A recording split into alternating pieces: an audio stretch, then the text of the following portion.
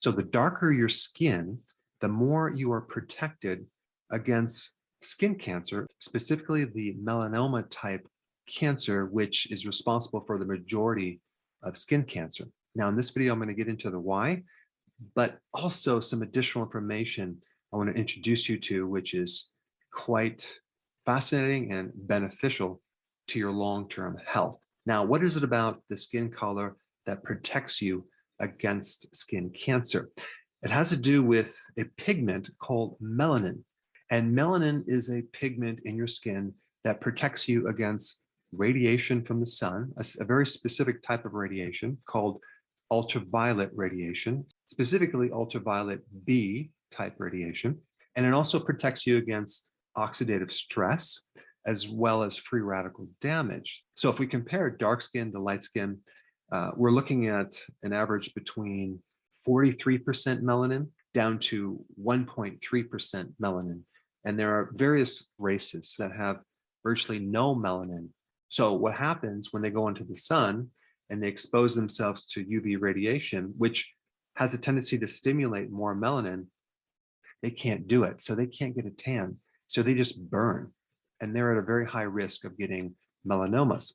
Now, if we take a look at an albino, they're at 1,000 times more risk of getting melanomas. So someone that has darker skin has more melanin, and you can look at melanin as a kind of a sunscreen. It's equivalent to the SPF 13 sunscreen. One thing that's interesting about the UV radiation is that it degrades folate, which is a B vitamin. And folate is necessary to protect you against DNA damage. It does a lot of other things, but folate, which by the way is in leafy green vegetables, is degraded by UV radiation. So the more melanin you have in your skin, the less you're going to be able to break down folate if you're exposed to UV radiation. Now let's take a look at the rate of getting melanomas for different skin colors. So this is the rate of developing melanomas per 100,000 people for males. The data for females is quite similar. It's not exact. And this is just in the US. But people that have white skin have a 31.4% rate per 100,000 of getting melanomas. And if you're an American Indian / Alaska Native, you have a rate of 7.1%. If you're Hispanic, it's 5%. If you're of an Asian descent or Pacific Islander, it's 1.5%. And if you're Black, it's a 1.1% rate. So as you can see, it's very, very dramatic. The more melanin you have in your skin, the more you're protected. So that's really cool. The problem is that we make our vitamin D from UV radiation, specifically UVB radiation. So as we block this radiation from the sun, we also block our ability to make vitamin D in the skin.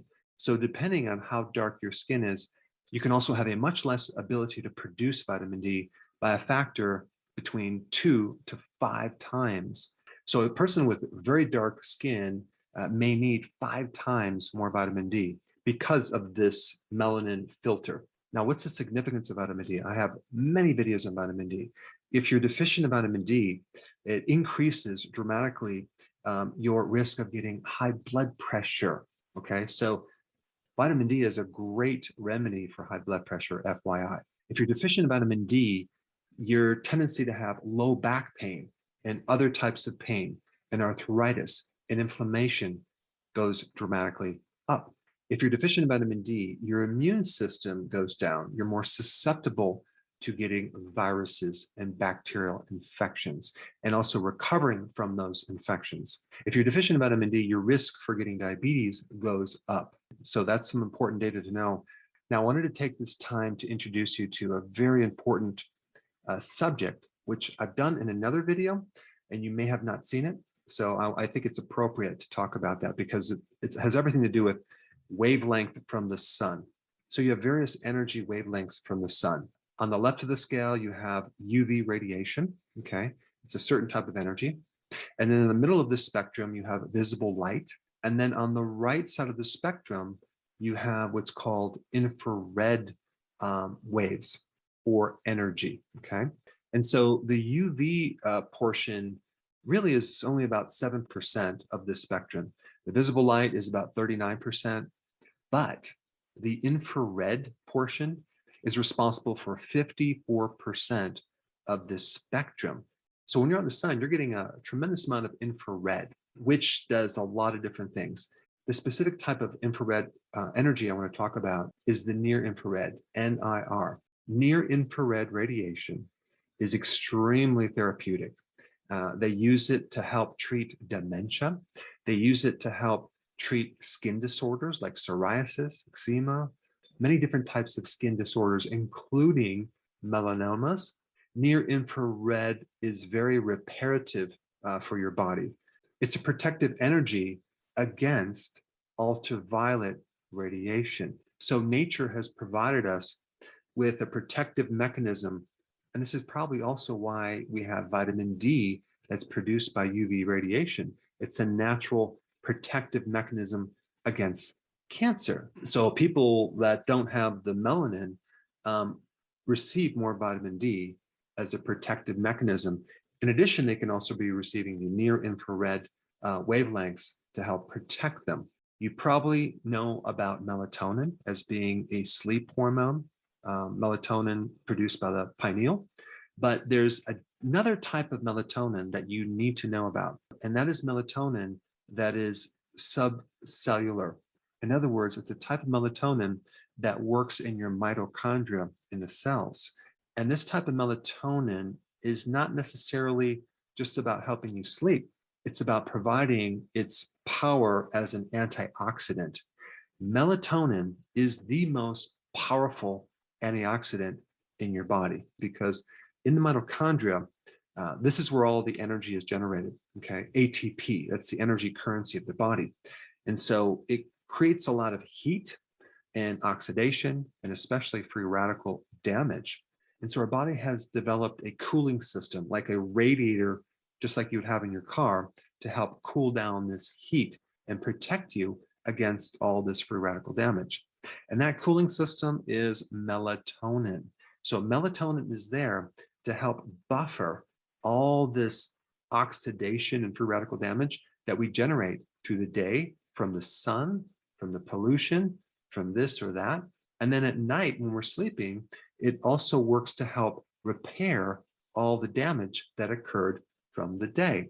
This is why if you don't sleep, you wake up feeling like you haven't really repaired because your body's circadian waves with the melatonin hasn't had a chance to repair all this damage. Now, the cool thing about melatonin that's stimulated by this type of infrared wavelength is that it's not only triggered by sunlight, but also by fire, like by sitting around a campfire, by sitting in front of your fireplace, by being exposed to infrared lights, which is now becoming very popular in saunas, in different types of light therapy.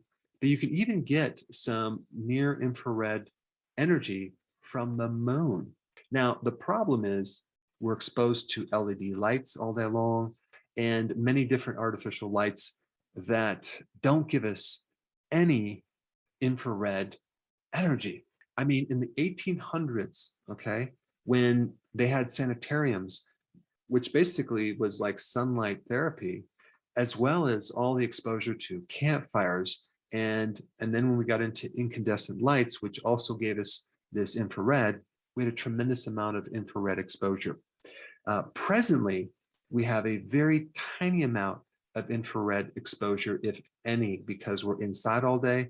We're not sitting in front of campfires. We're not going outside. We're being bathed in artificial lights. All of our electrical devices and smartphones and computers have this blue light, which is zero infrared. So we just don't make the melatonin to protect us against like UV radiation. So now we're more at risk for getting skin cancer. So there's a couple takeaways from this video that I think are very, very important. The darker the skin, the more vitamin D you need. Now you can either take that as a supplement or just get more sun, okay? Like dramatically more sun. That's one thing. Number two, the lighter your skin and the more you're out in the sun, the more you need to get folate, okay, from leafy greens. And also realize this, the peak time for UV radiation is between 10 in the morning and 2 in the afternoon. But the protective infrared spectrum goes from sunrise to sunset, and even when there's light from the moon. So if you expose yourself to more of the full spectrum, and maybe not just in the middle of the day, you can get more infrared and less UV radiation. Now, this is a very important topic, and there's a lot more to this subject. So if you have not seen my recent video on melatonin, I put it up right here. Check it out.